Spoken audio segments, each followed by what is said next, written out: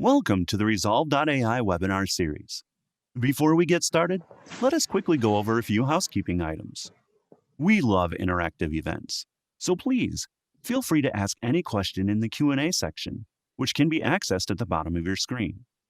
We'll answer those questions towards the end during the Q&A session. If there are more questions than we can answer during the session, we'll get back to you, we promise. This webinar is being recorded, and a recording link will be shared after the event. Thanks again for joining today, and let us get today's session started, and welcome our host. Hi, good afternoon, everyone. I'm Saurabh Kumar. I'm the CEO and one of the co-founders at Rezolve.ai, where we're working to automate the first level of support for internal users of an organization leveraging Microsoft Teams.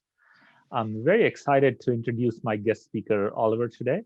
Oliver is a strategy innovator turned digital transformation navigator. He's working with higher education, government, and private sector to increase their digital preparedness. Oliver, I'll let you say hi to our audience. Hi, Saurabh. Hi, everyone. Thanks for having me today. And as I said, I'm very excited to have his expertise on the panel today. And Oliver, let me start by asking you a little bit about your role. You have a very interesting and unique role at University of Wisconsin at Green Bay. Can you tell us about how you got to be in this role and what does it entail? And it would be we would love to hear your kind of how you got there and what you're doing. Yes, the last 3-4 years have been very interesting. So by background, I am not a technologist, I'm a strategist. I learned my strategy business originally at McKinsey & Company and then in several organizations. And in 2016, I wanted to start my own strategy consulting firm. And my first client asked me to work on the future of retail banking. And I decided to spend some time in California. And that's when I met AI. And my eyes were open immediately. I understood instantly that the future of strategy was not what I had been practicing for such a long time, but that technology was basically front-ending strategy as opposed to being a tool of implementing strategy. So I had to completely rethink my career, my approach, and my knowledge base. And I realized I did not know enough about technology. So since 2016, I've been on a journey of absorbing knowledge, working with others. And as I absorbed that, I realized I had a unique skill, which was to take something that's very complicated and explain it to others in a way that they could understand it. And that's a challenge for many of us because there's so many technologies out there. And so I began working with some organizations. I was actually teaching a class at another college, and the dean of the business school at UWGB, Matt Dornbush, approached me. We had lunch and he said, why do you work with them? Why not with us? And my answer was because they were ready to do something and you hadn't been. And he said, well, we're ready to do something, so let's design something together.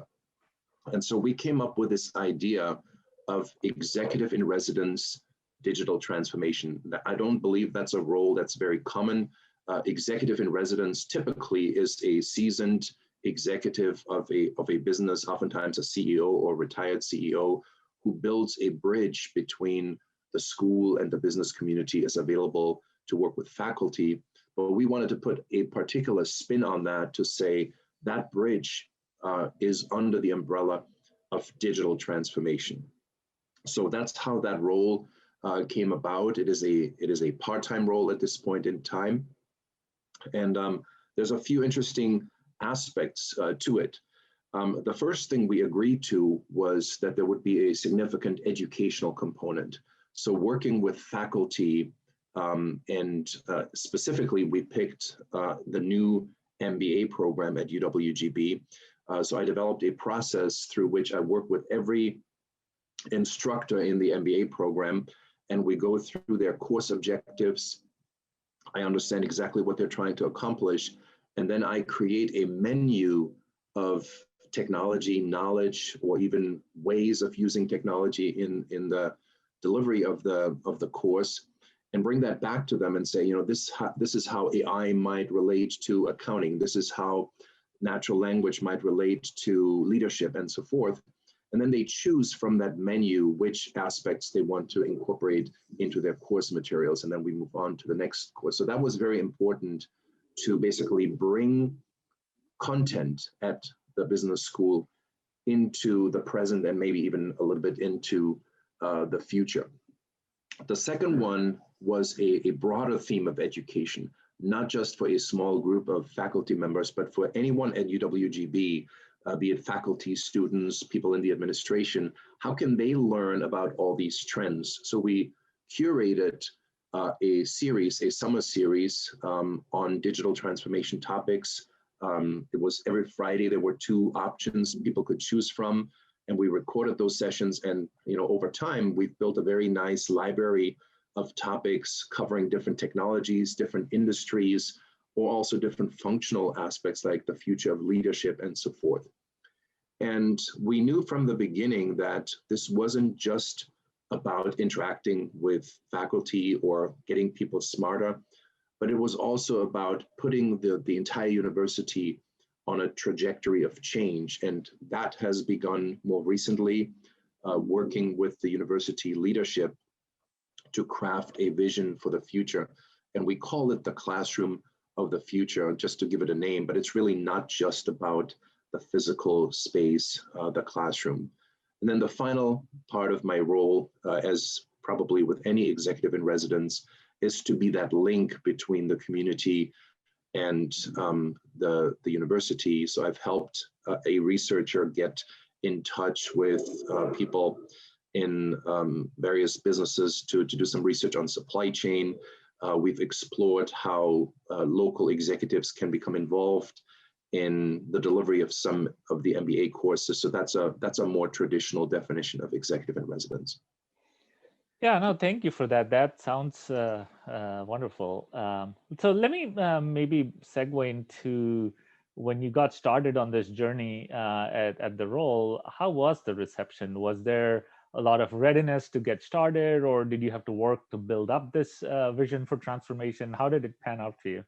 Yeah, this was sort of a nervous conversation I had with the dean. I said, what if I go out there and I offer my services and nobody wants this? But I literally went to every team, every group of faculty in the business school. I introduced myself and I explained what my role is going to be about. And I did it in a very humble way to say, I'm a resource. I had a little presentation on what changes are coming and so forth. And to many, this was new. They hadn't really thought about this. And I said, whenever you're ready, whenever you want to talk about, let's discuss it. And then we created, which I think was very smart, sort of a mechanism of scarcity. That we said, in the first wave, there's going to be 3 courses that will be reviewed. And if you want to be one of those courses, you can sort of raise your hand and go to the dean and get permission. And, instead of saying who wants to do it, we basically got more people than 3. And once the first people went through that review, they shared back with others how much benefit they had gotten out of it, sort of the before and after. And that created a dynamic of buy-in. And then when we started the leadership series, that's really when a much broader audience, the summer series on digital transformation, that's when a much broader audience heard about this and had an opportunity to interact with it. But I would say the real moment of truth is coming right now, working with the chancellor, the provost, the deans of all the colleges in the university on this vision, building a vision for the future. And that is a super exciting process. You know, I've done visioning work throughout my career, and it can get very messy, very ugly. So I developed a methodology, I call it dimensional visioning, where we first identify through interviews what are the relevant dimensions of change, and then we create a spectrum of reasonable options on each dimension, and then we go through a survey process, and then we collectively and collaboratively discuss those results. And that's a very powerful process because it doesn't force anything on an individual. It does not allow people to sort of grandstand with their individual views, but it sort of collectively shapes step by step the views. It takes into account the various stakeholders. And it also allows us to engage audiences that typically might not be heard, such as the students or partners from the community who can be involved in that process. Sure, no, that sounds very interesting, and I can relate to that even in the corporate world. Right? That idea of building that change is really important. Maybe we can step back a little. Let's look at what's going on. You know, a lot happened in 2020. A lot is happening in 2021 because of the pandemic. A lot of things changed. How do you see the big picture of what are the challenges or opportunities when it comes to digital vis-a-vis higher education, right? Yes, and I will sort of disclose my primary source for sort of what's new in the world and what are updates in 2020. Or I do that every year in the last few years, is to go to CES Las Vegas. And I'm sure there's other conferences that you can go to, but I always find it fascinating to be exposed through so many topics, so many technologies, and get the pattern there. And this year they had a really good track on higher education. And then I think about it and I do more research around it. And I think what everyone was so focused on in 2020 in response to the pandemic was creating that balance between in-person learning, online learning, and then creating maybe hybrid formats. It seemed that in itself was a revolution. And in many aspects it was, because the entire faculty, the entire administration, everybody had to sort of learn to deal with this in a very short amount of time. And it felt like, you know, sort of advancing into the future at a much higher speed than originally anticipated. But if you take that step back that you just talked about, and you look at what is happening sort of on the fringes of the bigger education picture, there's a few developments that really say we have to look much, much bigger. The experience economy is coming. It's coming everywhere, but it's also coming to higher education. It's going to be driven by some new technologies, augmented reality, virtual reality, but also by the ability to sort of curate learning experiences in entirely new ways. Hollywood meets higher education. Somebody coined that phrase. And that's very real. In some cases, this experience may manifest itself in unexpected ways. For example, in games, learning through games, or invisible learning, as some people call it.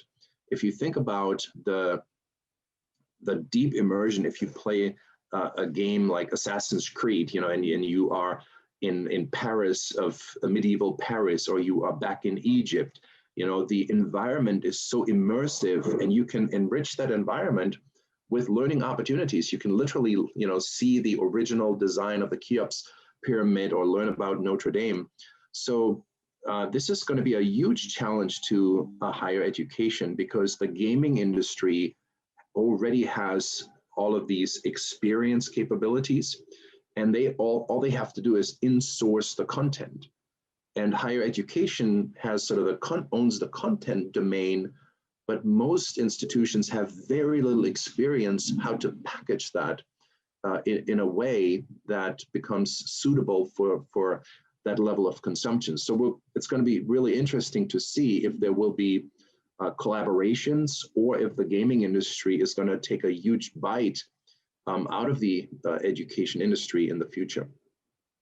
And then we have, in a separate field, a shift of learning. I think everybody has to be in the business of learning. We as individuals have to further advance ourselves. That's what I've been doing for the last 3 to 4 years. And many businesses are finding that their partners in higher education don't have the speed and the flexibility to adapt to these new demands as quickly as they would like to see.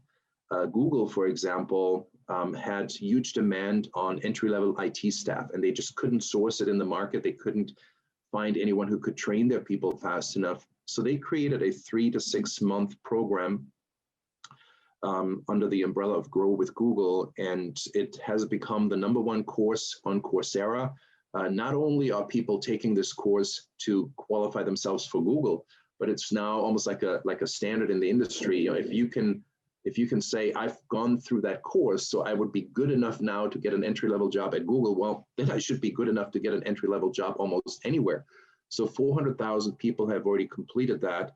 Google is expanding that now to other domains such as project management. And you could just imagine how this, the label of I am Google certified, or I have an IBM badge. IBM has created over 2,200 badges and has issued more than 3 million of that. That may be the equivalent of maybe the old days, when you took a leadership course at Harvard University and it was the thing. Maybe, business-based education is going to be really big. So there are multiple challenges that are coming the way of higher education institutions. Sure. Would you like to share some examples with our audience of some things you may have seen? Maybe quickly, maybe 30 seconds each, if you can. Yeah, happy to do that. Again, these are some examples from presentations at CES, and the links are at the bottom. So one company that is entering the education market is Shell Games. So their bread and butter is games. And they created, for example, this virtual lab, right? So you can put on your virtual reality glasses and you can now practice without having to touch actual chemicals. You can practice how to operate in a lab with all the security requirements and how to mix different chemicals. It's not any real risk. And so, this is sort of entry-level chemistry, but they've also gone into a different area, history. The History Maker VR, where you can actually slip into the role of key historical figures, and you can then record a video, how they basically share some of their story. And these are just examples where you are immersing yourself into this environment or into a role, and you are learning by immersion. It doesn't feel like you have to read 20 pages and then you have to take a test. You're just having fun going through the different stages of those games. And I think that's what the gaming industry is just so good about, keeping people engaged, always making sure they go to the next level and they want to continue. So maybe this ability to get people addicted is going to be a really good thing when we can use that addiction for becoming addicted to educational content. Different category, creating a learning environment. The example is spatial. So, we are obviously now in a webinar here in a Zoom environment, but we have some limitations on what we can do from an interactive point of view. Spatial wants to take this to a whole new level. And in principle, they're designing this in sort of a new reality, virtual reality, augmented reality.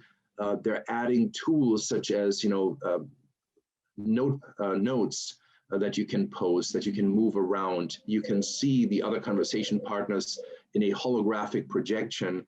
And, then a good counter to that would be, well, but not everybody has virtual reality technology available to them. So they thought about that and made it inclusive and offer it on a multitude of platforms, so you can enjoy it in virtual reality, augmented reality, but also on a two-dimensional representation on your phone or on your screen. And so this is going to be another example how online learning is going to go to the next level, and the modalities and the experiences are just going to be much more advanced. So this is a little bit more info on that organization. And then a last tool, maybe, again, everybody had to scramble in 2020 to sort of get their classes online. And I think the big winners were Zoom and Microsoft Teams. And one of the co-founders of Coursera actually sort of looked at that and observed how his daughters were learning and sometimes not really learning even while being in a Zoom meeting. And they redesigned this whole experience and created Engagely. Engagely is in principle also an online platform, but one of the things it does is it actually measures many indicators of student engagement. How many questions are they asking? What are they looking at? How are they interacting with others in the chat? You know, what are they doing research-wise? And is feeding that back to the teacher, so you basically get a review of the engagement of your class, and you can react to that. So this is going to be another version of future online learning, not just relying on pushing content through the pipe, but creating an understanding of class success or predictors of class success and making that visible through technology. That may even be superior to in-person learning, because even in the classroom, you can't observe and record everything that is going on. So I think this is going to be a really powerful tool going forward. Yeah, question for you. What are some of the key obstacles do you see that you foresee institutions having as they're getting started on this journey? And what are some of the key recommendations you would have? Yeah, this is one of the big discussions we're having now with the leadership at UWGB. You know, the biggest for many institutions is that historically, so much of their business model was built around brick and mortar. You know, you've got all of these buildings, these halls, you've got the dorms, and there's, you know, millions and millions of dollars inside of these halls. The classrooms are configured in a certain way. And I think historically the mentality was, how do we get a return on that asset? So we can't just walk away from it. That would not be very easy. So as long as the mindset is built around brick and mortar and the business model, I think that's going to be a challenge for institutions. Another really interesting thought is that many institutions have historically defined excellence as an exclusion measure, right? So if you had 100,000 applicants and you only admitted 5,000, right, then you had a huge 95% rejection rate. And some institutions held that up to say, look how elite we are. We have the highest rejection rate. And, you know, in order to get in here, you have to really be the best of the best. And I think we need to switch that mindset. I asked a pointed question early in my tenure. I was with a group of leaders and I said, you know, how many students do we currently have? And it was 8,000. And I said, you know, what would it take to serve 100,000 students? And there was sort of an uncomfortable chuckle, like, yes, that was a joke, right? But I wasn't joking. You know, it's just that the profile of students tomorrow will be completely different.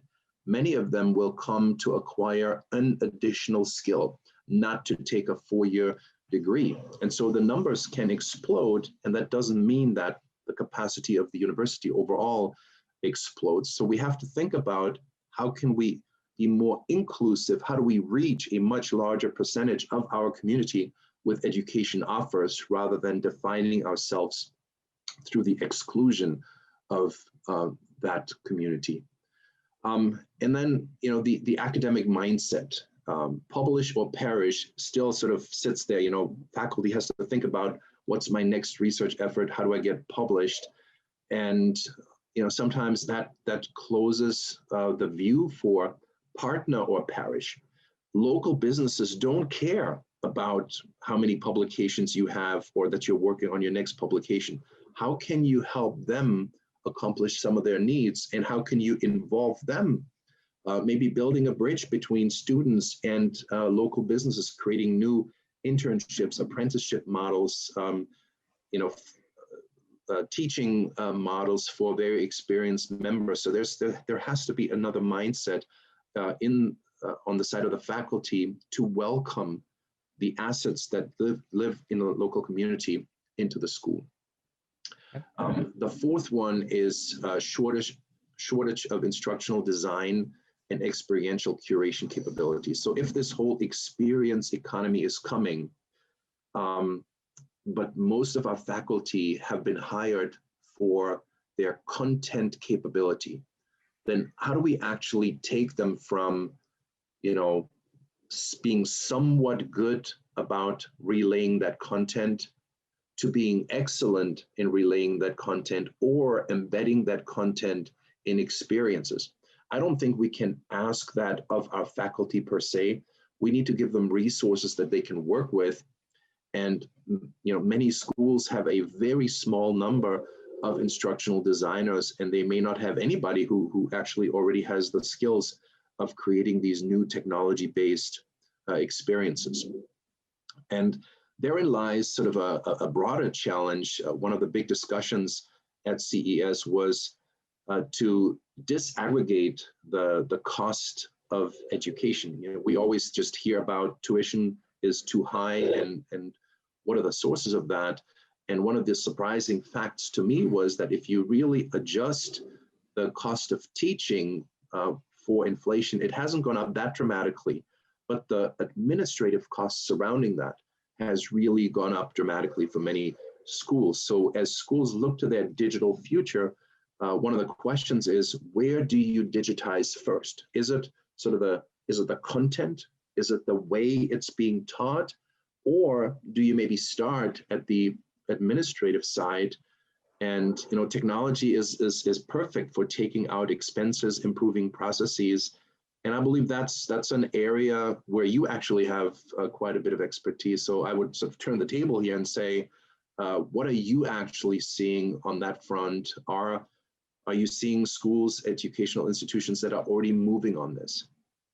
Yeah, I'll take, I know in the interest of time, I'll go and just give a quick overview on what we're seeing in the market. One thing I think we've all noticed is most of our user groups, whether they are employees in a company or students, are moving to conversational interfaces. This is a big trend.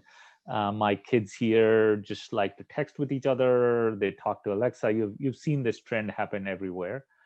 And that's coupled with communication tools like we were talking about, the rise of Teams.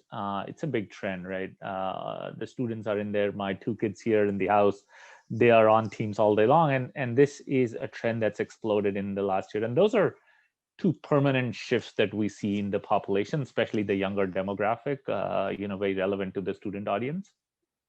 What we do see is, but when you actually get to support and to preserve the innocence, but this is a public page from one of the university's student support page, right? And by the way, we saw dozens of pages like this. It's extremely fragmented. There's many different options. You go here, you go there. During morning, you go here. Evening, you go there.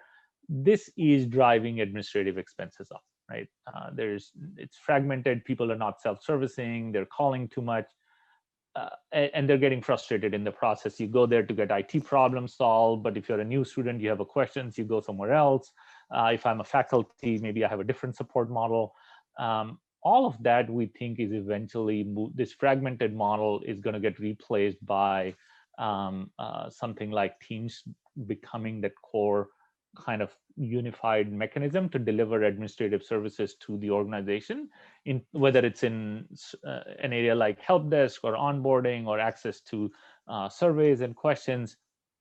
You bring that automation through Teams to your population, and that gives a very high ROI in terms of administrative cost reduction. We've seen this in many of our clients where they were able to get north of 30-40% savings done in some of these administrative processes.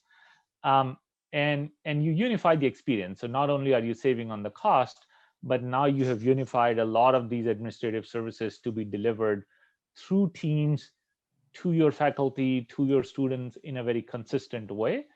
So it improves the experience and makes it conversational the way the next generation expects it to be, while at the same time it reduces your administrative expense by 30 to 40%. I think this is a shift that's only going to accelerate over the next couple of years, Oliver, based on what we're seeing and all the people that we're talking to.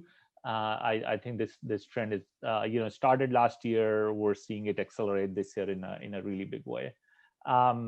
Your help desk will move to Teams. Some of the microlearning will move to Teams. So while you were talking about instruction design, the traditional learning formats might be there for big courses, but for smaller, quick learnings, people are even experimenting with conversational learning, and our platform, certainly we're powering that, and a lot of people are beginning to take advantage of that. So really exciting time from my perspective, and hopefully what you said about organizations getting serious about their administrative efficiency, I think is going to be will allow them to then invest in instruction design and digitization that is really important to the future. Right. Yeah, it becomes a sort of a self-funding mechanism. If you can get the savings on the admin side, you can reinvest it on the educational side. That's right. That's how we're seeing it. That you move your dollars from nobody ever wants to spend a penny more doing password resets in the organization, right? It's just completely non-value added activity. You take that and then you shift that dollar into hiring a better instruction design person or getting a new platform. I think that is really the shift we're seeing as well. Mm-hmm. We'll take any questions if there are any, or I know we're almost out of time, so maybe we'll take questions in an offline model. I guess we'll because we're over time, we'll wrap the session today. But if there's any participant questions, we'll follow up with people individually offline. Thank you everyone for joining, and hope you enjoyed the conversation with Oliver and I. We'll share the recording and we'll continue the conversation in other mediums. Thanks everyone.